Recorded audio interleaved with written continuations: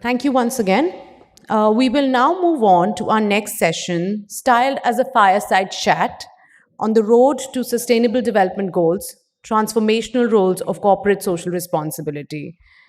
So now I warmly welcome Mr. Shankar Venkateshwaram, co-founder and managing partner, Sustainability Integration, eCube Investment Advisors Private Limited, who is going to be the host for this session.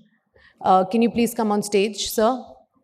I welcome on stage Mr. Raju Sharma, who's the director and head of CSR at Indigo. Also, for this session, we have Ms. Dipali Sharma. She's the Director, Organizational Effectiveness and Partnership, Action Aid Association India. Ma'am, can you please join us on the stage? Okay. Now I will hand over the session to Mr. Shankar Venkateshwaram to take it forward. Thank you. Good morning, and let me start by first thanking Access for, of course, running this wonderful summit that they do every year and do it so well, and for inviting me to chair or moderate this fireside chat. Still looking for the fire because we could do with a lot of fire given how cold it is, but I guess we'll make do with what we have. I'm also delighted to have with me two. It's really like a chat because these are two old friends. We worked together for a number of years, and then we went on different paths. So Dipali, as you got the introduction, is with ActionAid, and she's been around in ActionAid from the time I was in ActionAid, which was a long time ago. And one of the things that ActionAid does, which is obviously work with companies, with businesses in different ways, which is what I used to do when I started. But then after the CSR Act, the CSR clause happened, the whole relationship evolved slightly. And Dipali, one of Dipali's many things that she's handled is working with companies on different aspects. So that's what Dipali brings specifically to this conversation. So thank you, Dipali, at reasonably short notice for saying okay. Uh, Raju Sharma heads CSR for Indigo. Raju and I were colleagues at the American India Foundation, where he was part of the education team. And then decided to, as some people would say, defect to the bad world of the corporations, which is where he is right now. And we will have a conversation on how CSR from your perspective plays out. So thank you, Raju, for also agreeing to do this at short notice. I know that you got lots of stuff stacked up after this, so we'll try and do it quickly, try and use the time as well as we can. So the conversation or the topic today is an intriguing one because it's called The Road to Sustainable Development Goals, Transformational Role of Corporate Social Responsibility. And the term corporate social responsibility, CSR, has its own set of complications. But fortunately, what we can do is to limit our understanding of what we mean there to what is said in the Companies Act of 2013. So it's actually what used to be done by many companies and corporations for ages before 2013. They used to call it different things, including community investment, community engagement, in whatever form, till it got sort of defined in the act, and that's what we're going to restrict ourselves to. And we know that this act came in 2013. There's an interesting piece in the soil report on the decade of CSR, which I'm sure some of you would have read and some of you will read. But I think what has happened in a post 2013 age, as far as companies' engagement with development, with communities, has been very interesting. So, like I said, this is not new for many companies. So, I my last full-time position was in the Tata Group, and as you know, many Tata companies have been doing this for as long as they can remember. But what happened, and what is important to note about the Section 135, was that it brought in a whole bunch of other companies who may or may not have done it in a very it may not done it at all, or not necessarily done it in a very structured, strategic manner. It brought them into the fold, and I think that was important. The second thing that the clause 135 did was that it made the whole process a little bit more transparent. So companies have to have a policy where they state what they support. They have to report. So you have a lot more information on what companies are doing, which was not the case in a pre 2013 era. What also changed as a result of this was the fact that you had a board committee of the CSR, which means that the conversation around CSR went up to a board level.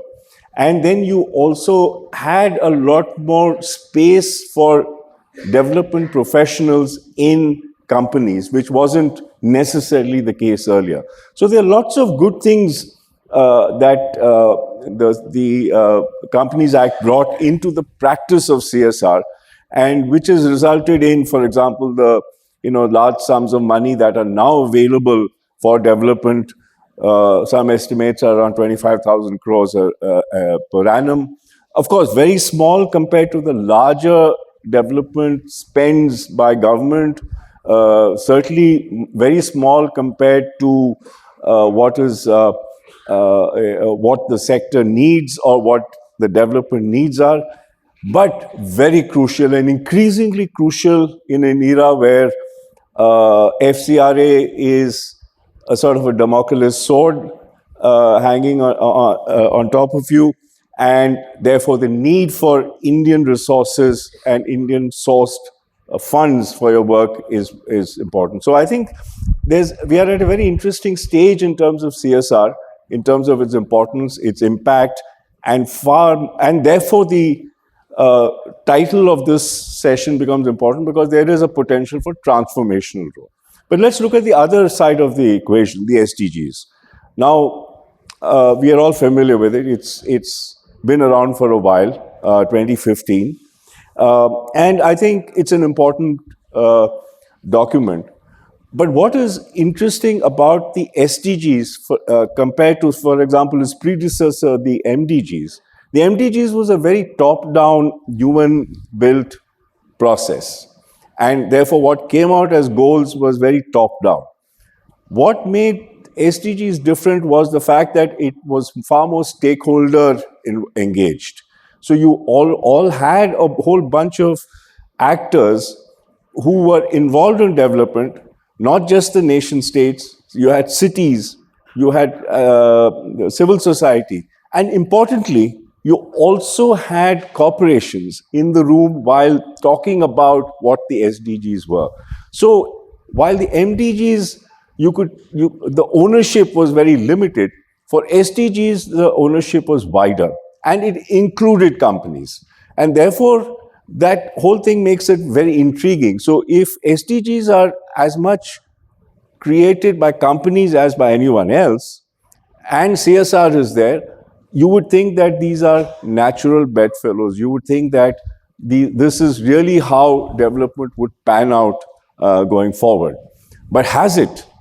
And that's the question we're going to try and respond to today from these two speakers. So after that long-winded opening, I'm going to keep my comments to a very minimum, and I'm going to hand it over to our two panelists to speak about it. So Dipali, coming to you first. I think first let's do some quick overviews. So tell us about what ActionAid does from an SDG lens. So if you can just, since that's really the center of our work. So we all do, and like ActionAid does so many things. So just, if you can just start by just painting the picture of what are the kinds of interventions that ActionAid supports, involved in, carries out from an SDG lens. That would be a good starting point.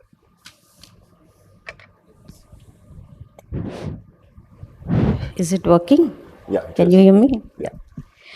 Okay, so first of all, thank you, Shankar, and thank you, Access, and for inviting me for this summit and to share our own experience. And in this particular panel that we are talking of today, looking at the SDGs.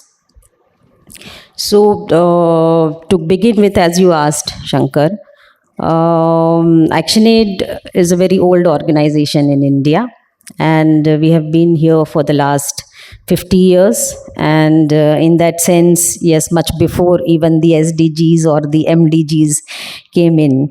And I have been in this process also when the MDGs were framed, as well as subsequently the SDGs.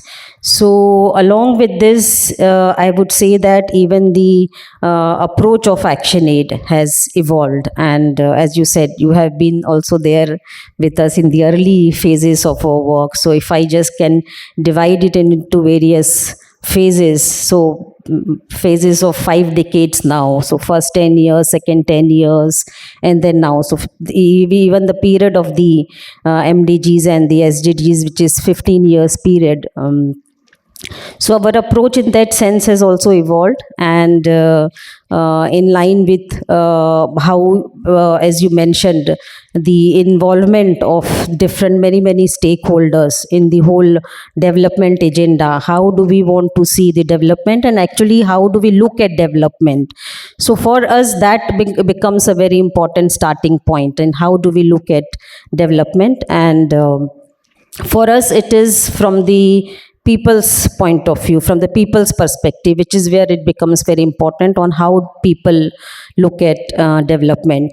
So all the work that ActionAid does, and ActionAid today is present across almost 200 plus districts, and we are very rooted with direct presence in these 250 plus districts, working with the communities, and which is where we derive our agendas called the people's agenda. And looking at the development from their perspective. So, if I come to the SDGs, the 17 goals which are there, and within that we know that the different specific goal targets, 169 specific focus areas which are there. So, ActionAid, with the approach that we follow and within the overall definition of development. So, it is the overall well being that we are looking at. And as the SDGs also say, these are like integrated. So, one cannot be achieved at the expense of the other. So, that is how our approach is. We look at all the SDGs as integrated and indivisible. So, in that sense, ActionAid has been working with almost all the SDGs except barring a few, I would say. So, if I look at maybe the question of land in water, I think, which is 14 or 15 something, the question of energy, the question of infrastructure. But even within this, I would say to some extent different kind of work is there, but mainly starting with the SDG 1, 2, 3, 4, 5, 6. So very important focus areas: ending poverty, ending hunger, the question of education, the question of health, gender equality, and currently most important, the question of climate crisis. Because let me also add that our we also look at it from the lens of rights perspective. And when we talk of rights, it is also the perspective of justice. So rights and justice is the perspective what we look at. And in that sense, our work is focused with the most vulnerable and the marginalized communities we work with. And so even the SDGs do talk of ending the five SDG 5 or 6. I mean, I don't remember exactly the It's numbers, but ending inequalities. So, ending inequalities actually talk of ending various forms of discrimination and looking at discrimination from the various vulnerable communities, cutting across caste, race, religion, and all that. So, in the Indian context, if we look at who are these most vulnerable and the marginalized, So in the Indian social context, we know there are specific communities who are the most vulnerable. So our work in that sense focuses with the most poor and the vulnerable, and within that, with women, children, people with disabilities, and also, other gender categories, including transgenders and all. So we look at the whole work from the lens of the marginalization and vulnerabilities of these communities. Okay, got it. So, Yeah. so what I'm hearing you say, Dipali, is that because of the interconnectedness, which is by design, if you were to map it, you would be pretty much, if you look at any intervention of yours, you would be covering multiple SDGs, and if you look at it as a whole, almost all of them would be done. So let me just ask you to step back from Action Aid to the larger development ecosystem, because you work with many partners, many peers, many ground partners, and so on. In the conversations on development that you have, and the kind of intervention that you have, how where does SDG, is SDG part of that conversation at all? Because sometimes that's something that intrigues me, and I'm out of touch. So I'm just wondering, how much of how important is SDG in the way development organizations think, in your observation? Yes, I think that's a very important question, and because we are in this field, and so I would say that in as much as very tangible, change, measurable goals and deliverables are considered. In that sense, yes, there is a discussion, there is a consideration of the various SDG goals which are there. But and in that regard, let me also say that India has signed, agreed to the declaration of the SDGs, and we have also aligned it to the national development agendas. And following from that, we have a whole set of policies and programs with respect to each of the different 17 goals which are there. And if you look at the CSR bit as well, the Companies Act, which talks of the section Yeah, 135 you are yeah. referring to, so the whole guidelines there also in terms of how do we create equal and just futures for all, sustainable futures for all. So all those guidelines follow from there, and so in that sense, Shankar, I would say yes. And even and so these are like in the various, whether it is the programs by the government being where we are also contributing, or the other partnerships. So if we look at the corporate partnerships or other institutional partnerships which are there, so in these kind of partnerships and programs, definitely there is consideration of the SDGs, which are the SDGs we are contributing to, and then a clear process, because we also have many institutional partnerships, let's say with UN. So all the programs that we are implementing there clearly refer to which are the SDGs we are Okay, contributing to, and then there are review and tracking mechanisms also. So very okay, recently we had a one all the stakeholders meeting on looking at the SDG progress in child rights, for example. okay. So in these kind of spaces, I would say So, ki SDG is definitely being considered, yes. but just wanted to also come that with the kind of work that social organizations are doing, who are there on the ground. And when I say, when we look at the issues from the perspective of the most vulnerable and the marginalized, so it is not just that because the goal for all remains the same, it's just an equal world we are looking at. But when we talk of the justice perspective, I think which is where we need to look at the where is the inequalities actually coming from. And it is a accepted fact today, and just yesterday also, even the IMF has said, of course, it is said in the context of AI, that inequalities is going to worsen and Yeah. create, taking away the jobs and all 40 million jobs and affect on 40 million jobs.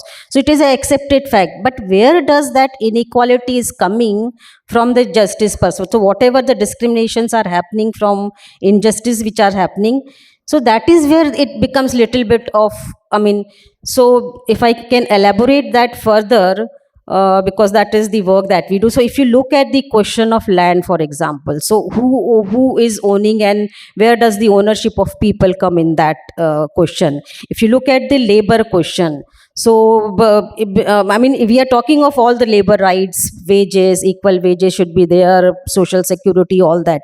But when it comes to the question of whether labor owning the production or owning the means of enterprises, for example, so those questions becoming important in terms of the justice perspective, or even the climate. So this whole discussion of, now you look at who are the contributors and who are the suffering the most, so whose responsibility is that?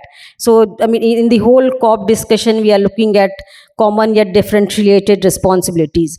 So here again, when I bring in the communities that we work with, for example, the small and marginal farmers, or the pastoral communities, the fisher communities, sanitation workers, who are in fact contributing to reducing the actual crisis, but who are paying the most for the crisis which is being created. So this is where the question of justice becomes very important. And then SDG framework, little bit we see that it is like the kind of debate we have from the LFA framework, the log frame based approach and the rights based approach. So of course, log frame based approach helps us to measure only to a certain extent. But if we have to actually address the inequalities which are there, and where does that inequality coming from, then we have to go a little bit deeper. So those questions, Okay. I think, are So SDGs, what I'm hearing you say is, therefore, it as an overall base way of looking at things, there is congruence. But although things like there are SDGs relating to inequality, whether it's gender or inequality in general, that's something that still needs a bit more of focus while any intervention is happening. So thank you. That's helpful. So we'll come back to taking exploring that a bit. But Raju, let's come to you. Uh, a corporate perspective on SDGs, because I remember having spent a few years in your sector, in the corporate sector. I think one of the things that when the SDGs came out was just that, 17 goals, 169 targets. What's it got to do with us? We are running a business. We produce goods and services. So what has this got to do with us? So it's a very it it makes life more complicated. It seems, unlike the development sector where there is congruence. So how does how does Indigo look at it? And in general, how do you think companies look at and see the value of the SDGs in terms of how you go about it? Thank you, Shankar. I'm audible, right? The mic is working, and thank you, Axis, for giving me the opportunity and all. So let me try and kind answer these questions at a two angle. Okay. First of all, what my personal belief system is regard. I think SDGs today or work outside the core business, if you may call it. Any company, any progressive company, responsive company cannot dare not to think about all the aspects of SDGs or sustainability issues and only think about the core business today. Nobody can dare to do that, because the world is transforming at a very, very fast stage because of all the things that we know about it. So whichever business it is, either it's aviation, electronics, cement, whatever, we will have to take cognizance of what is happening outside to the world. And I think that is where SDGs come into the place, or rather, that is where, if I may unpack it, the ESGs, the environmental sustainability, environmental, social, and governance come into the picture. That today is the time when we have to take notice of what's happening and take good steps of addressing those issues, because there is a moral, there is a social, and there is also a business, compass to the whole process. And similarly, at Indigo also, we work in 4 key areas. First is children and education. Secondly, women empowerment. Third is environment, and fourth is heritage conservation. And all these are mapped and linked to different SDGs. For example, quality education, SDG 4. Then we are talking about SDG 5 and SDG 10, which is about inequality. We are talking about clean energies and responsible consumption and recycling, and also about global partnerships. So when we are saying quality education, what does that mean for us?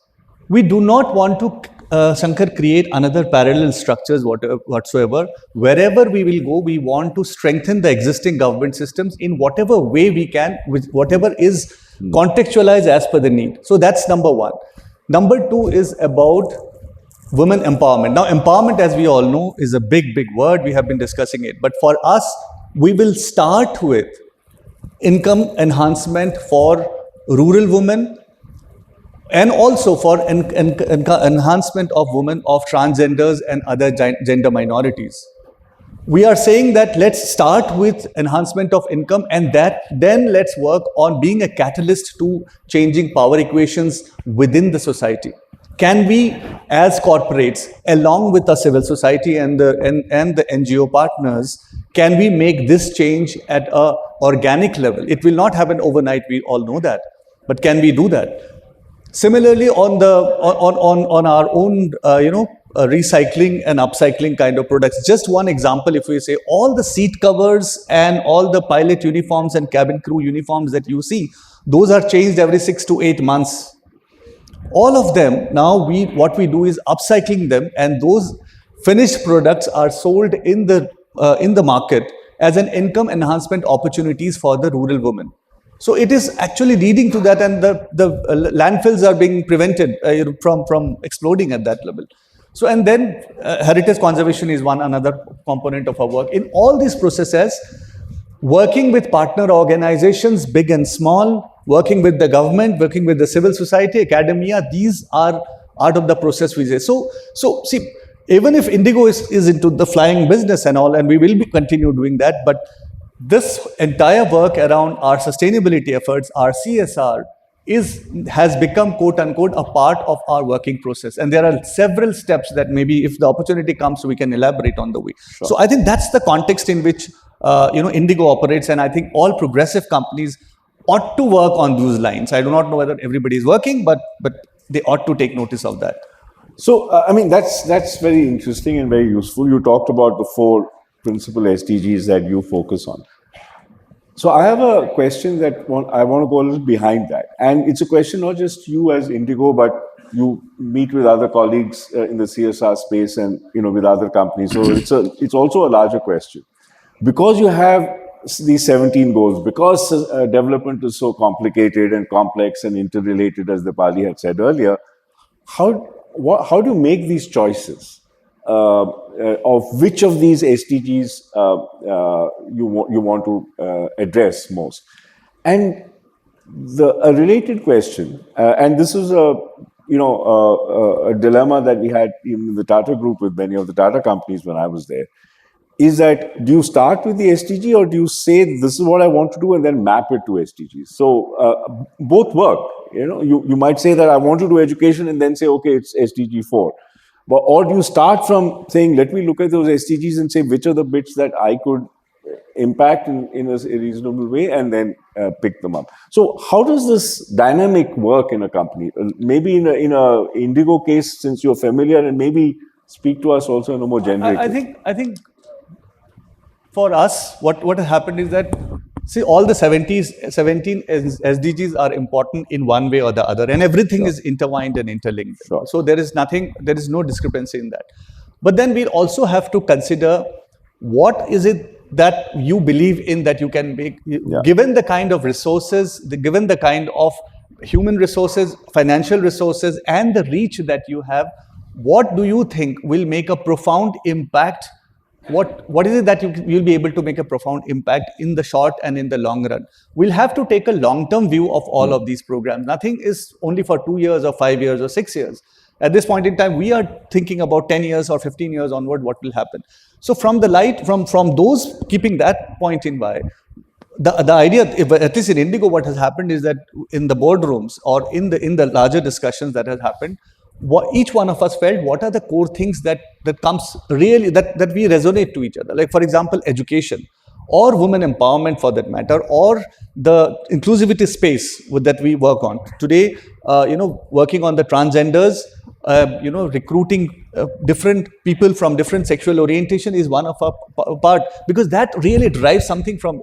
So there is no agenda from outside. These SDGs put a frame, and then after that, following the thing what drives you innately, and what is it that numerically and at a social level, what are the impact that is created, is something which drives us as a company.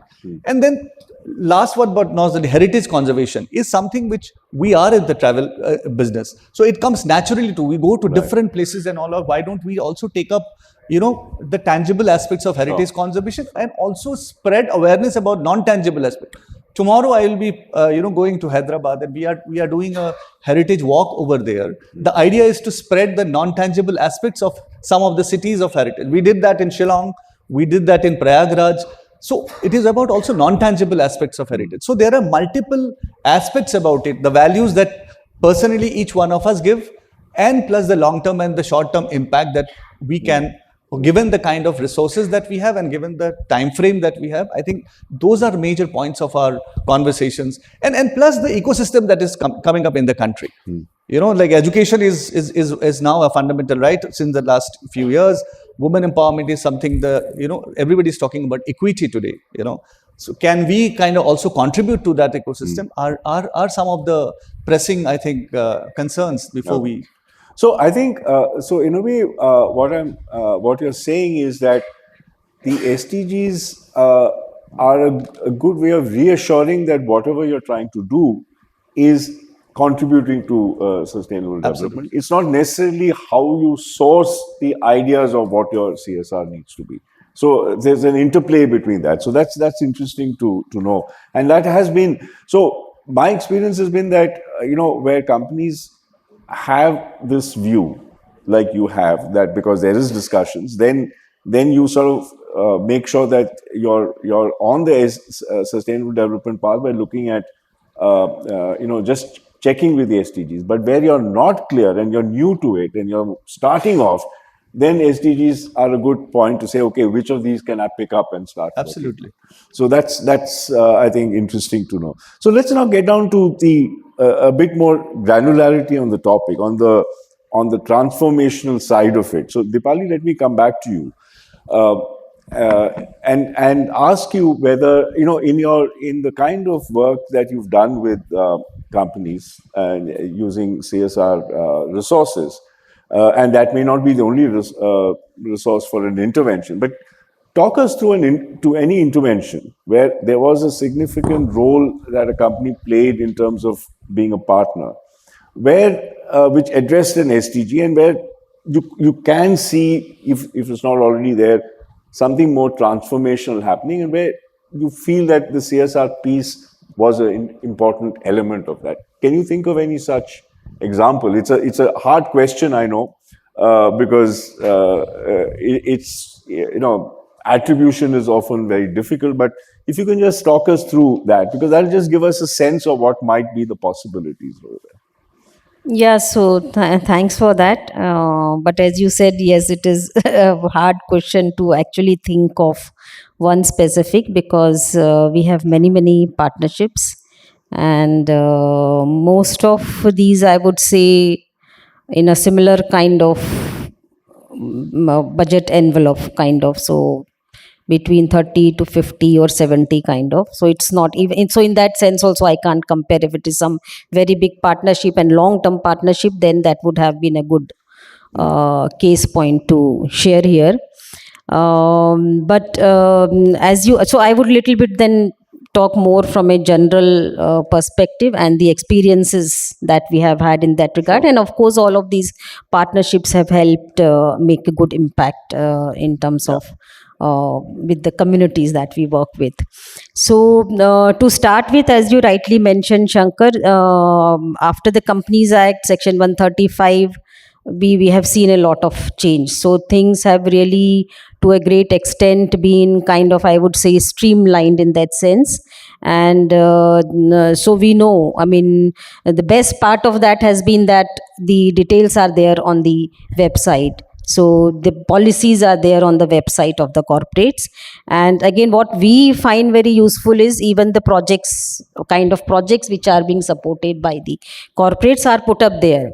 So even when you are approaching or applying to a corporate for a partnership, CSR funding, then you know which are the kind of projects which are being. So in that sense, I mean, there is a lot of transparency, and you get to know ki what are the focus areas, thematic focus areas of the corporates. So that has been helpful. And so while seeking CSR funding, as we all would know, there are 2 3 different ways also. And one is the CSR, the corporates come up with the request for proposals. So expression of interest or request for proposals, those are open calls which are there. So we apply for that also.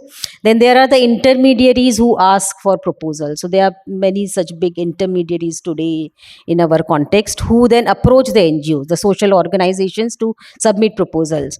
So in that bit, there is a little bit of, I mean, we don't know which is the corporate and how the decision is taken, the presentation is made, and all that happens. The third category, which is again happens quite often, and I would say for us at least, is the one where we get direct context from the corporates ki this is something that we want to do, and if you have work in that area, then please submit a proposal. So while this has worked the most for us, so maximum funding has come through this channel, not the other two, but this is where the lot of challenges also lie. So I will just elaborate that a little bit. And the process is very lengthy there, and so much of back and forth is happening there, because that is where, I don't know, maybe you can throw some light, Raju. The teams which are involved at the corporate offices, the CSR teams which are there, maybe there is also hierarchy. So the teams which is approaching the NGOs, the social organizations, for a prospective possible partnership for that financial year, because there also we know that there are pressures of spending, the 2% has to be spent. So immediately the call will come, they'll call us and say कि आप, मतलब not even one day, मतलब आज आप कुछ दे दीजिए या फिर कल दीजिए. तो maximum cases are like that. And then our whole team will jostle, come together, call up the state offices, call up the field. So it is not easy. एक दिन में आप proposal दे दो. हाँ, एक दिन में. And this is the maximum I am telling you. That is why I wanted to bring that example here कि एक दिन में दे दो. तो एक दिन में मतलब it is very difficult, because we are also like located across, ना पूरा decentralized functioning है. So getting that, but still we manage somehow. Chalo, because we are also looking for funding is very important. Today, as you said, the environment for funding for social organizations has really changed, and because we are not getting into that discussion, but that has really changed. And this is the source of funding which is available, which is very critical. So social organizations are today, I would say, kind of starving for funds. So corporate funding is available and they want funds. So they will also do something, submit the proposal. Now we have submitted in 1 day or 3 days, let's say. Then after that, the time it is taking for back and forth. So and the proposal has been developed basis what they have communicated to us in this particular area, or even to the extent ki is geography may you submit something. But on that, there are the levels of discussions and changes which are happening. And ultimately, finally, presentations is also made, and then the proposal doesn't come through. So this is where but at the same time, as I said, the maximum grants that we have got is through this channel, but at the same time, maximum number of when we have approached, submitted, and the back and forth, and it is taking 6 to 7, 8 months also, and then we do not get to know what has happened. So that has been one biggest challenge for us to know ki, from where is it coming. So was it just for the sake of seeking proposals that you want 2, 3 organizations to submit, and the board will present to the board, and or maybe some decision is already made. So this is one, and because it has happened so many times, I thought it is important. I think it's good to talk about that. I'm sure many would have had a similar experience. But let's take one that has actually worked. Okay, where through this fairly torturous process, you actually succeeded in building a partnership. So pick an example. Don't name names because we don't want to do that. But just talk us through how that has helped, or that's worked on the ground, and a success, so to speak. Just talk us through that. Yeah. So there are many successes, because all the work that we have been able to do is because of these partnerships that we have. And as I said, there are many such partnerships across. Very good. So since you're talking of one, I mean, I will say, because for us also, women's empowerment, focusing on women's gender equality has been, but again, that proposal also come through a long process of 6, 7, 8 months. Finally, it came, and it's in that sense, I would say transformational, because it is actually not only looking at economic empowerment of women, but transforming the social relationships within the family as well as the community level, which is what our goal is, to create justice for women. So, and then also breaking the traditional and the conventional kind of livelihood opportunities for women. And this we could do across several cities. And it was for training women as drivers. So, and the understanding from the corporate side in this case, it's not just because, see, this kind of work requires a real long term hand holding to the women, because getting the women out from the homes in this kind of taking up this kind of livelihood job opportunities is very, very challenging. So the partnership there, I would really say, has been very great, because it's not key, the corporate supported us for 20, 30,000 of whatever the training driving course which is there, and then all that, the course which is there. But at the back end, the kind of engagement which is required for the developing the self confidence, esteem of the women herself, as well as engaging with her family, for to allow her to come out and do this. So that was the kind of long term. And why I mention this example, because this is where the actual transformational change we are looking at in terms of the social relationships, because otherwise it's not just ki you create and that will not be sustainable. So similar, there are many such examples. Because we also look at the question of, since we are sitting in the livelihood summit, and there's another panel where I'm going to talk about it, is we are also looking at sustainable livelihood. So it's not even when we are looking at creating jobs and all, so we just support for some income generation activities, and then they will be on their own. But even if they succeed, we are not sure what will happen tomorrow. So for many cases, we have seen, like, you support for setting up a kiosk, maybe digital kiosk, because everything is online and all, or you support for to enhance the mobility, you give electric motorway, the bike to a woman or to a young person and all. But ultimately, where this person will be contributing and from where he will get a sustainable livelihood remains a question. So for us, we built, like, one is not only individual but collective livelihood. So how do we build social solidarity networks across that, so that we can take it up for longer term sustainable. So tell me some of these softer aspects that you talked about, which is really important, and that's what is called transformational. Are you beginning to see that companies are more and more willing to support that kind of thing, and not just the transaction bit of just the training? Is that what you're saying? Is there a change that you can Yeah, see? so this is one area I would say is where we as an organization, as a social development organization, really need to engage with the corporates also. Because there I see the collaboration is required, more discussion is required, more sensitization, or this kind of, maybe this kind of forums, we have those discussions which become very important, because that is what the social organizations bring in, because they are the ones who are there on the ground, they are the ones who are working with the communities, and what are actual people's issues, it comes from there. So yeah, this kind of, I think, collaboration is very important to actually look at transformational change. Okay. So Raju, coming to you, and since Dipali talked about women's empowerment, you talked about that, and you were very specific, saying we are starting with economic empowerment. Why? I mean, what is the thinking there? Because I think, as you know very well, that this kind of a transformation that we're talking about is not something you can do in 1 year, right? It takes multiple years. And there are, I know, limitations in the way the CSR rules are framed. And maybe you could talk to us about why is it harder for companies to get into arrangements that are longer term in nature? So I to take it a bit differently actually now, So See, the entire CSR space, the donor relationships that's happening, the partnerships landscape is all also undergoing a changes in the next, and it's rapidly changing. There are more and more now professionals also coming in. What just Dipali mentioned, that there's a lot of this trust base. There's a lot of sharing that has to be done in these kind of forums. Yeah. This is precisely it started happening now.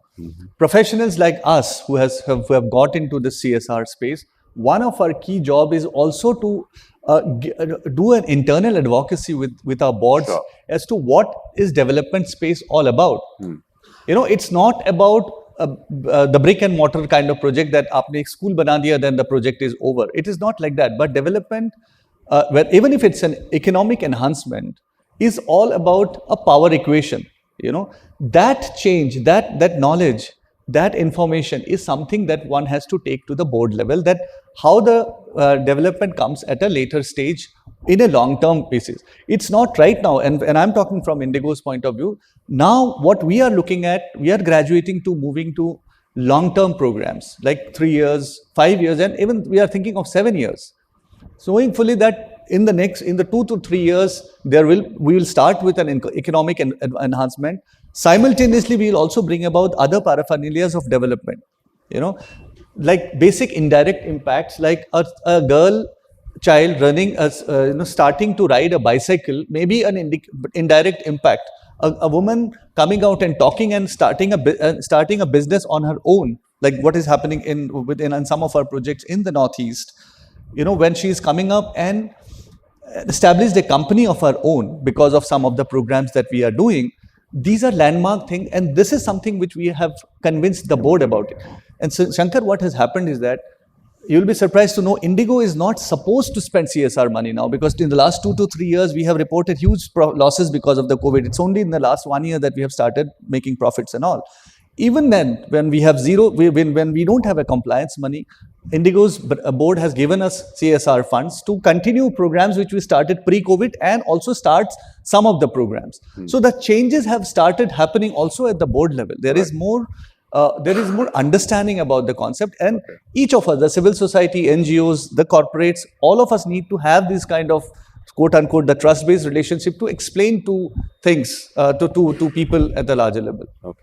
So let me end with, and we're running out of time, and I can see lots of this happening.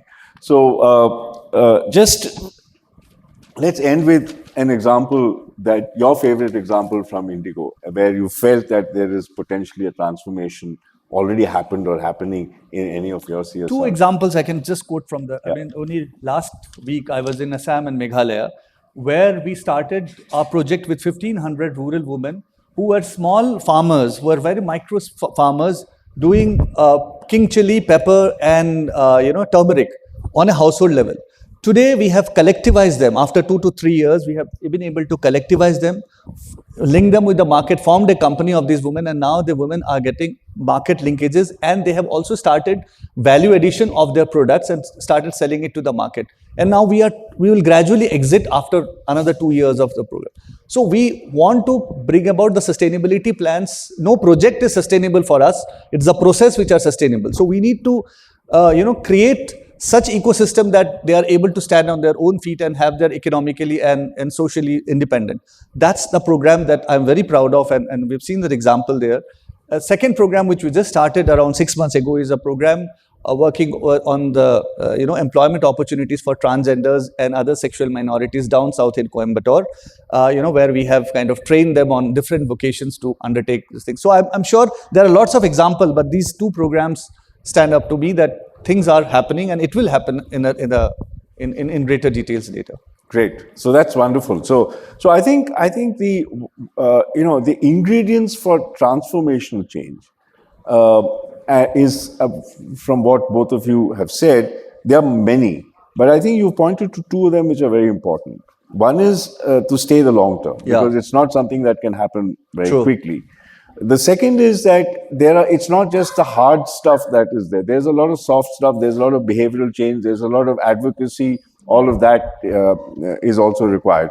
And I think that's really where we still have to see how companies in their CSR can support that process, because that's maybe easier for companies like Indigo because you're more evolved in your thinking, but companies that are early in the stage are kind of worried that is this something that we can do, because how do I measure it? How do Yeah. I, measuring is an obsession that Absolutely. that companies have. Absolutely. So how do we make that happen? And hopefully, conversations like this would help. But I think I was also very interested with what you said about the role of the head of CSR. It's not just about Yeah. saying this is the money, how do we spend it? It's also a lot of internal work so that this kind of partnerships and the challenges that Dipali talked about can then be overcome, and then this ends up being a far more fruitful and efficient and effective. And just jumping into one thing before therefore the trust-based relationship that I always talk about, where how do you communicate that, like the ability to communicate, and not in chaste English, but in a language that is understood by one and all, right from professionals to the board members to people in the down. That's the greatest challenge. And I think if those stories of change are communicated in the right way, I think we have a bright space in the CSR in the coming years. Any last words, Dipali, before she's already there and now she's going to throw us out? So quickly get in a word. Yeah. So, I mean, it was good to have this discussion. I mean, CSR, of course, is very important, as I said, and it gives the pathways and with the schedule and all.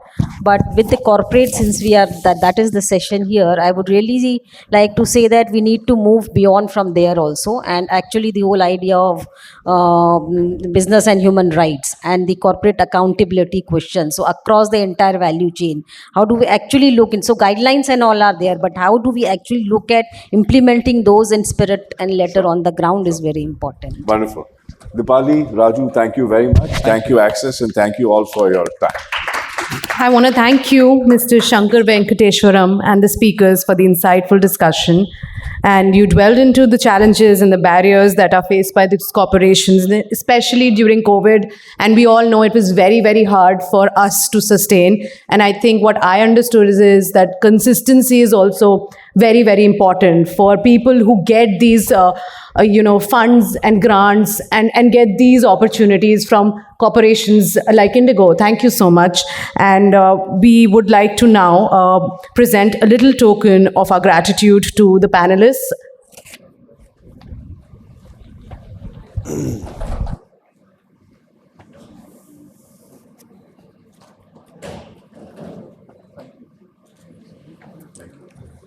Thank you. Now, may I request you to please just give us a quick group photograph.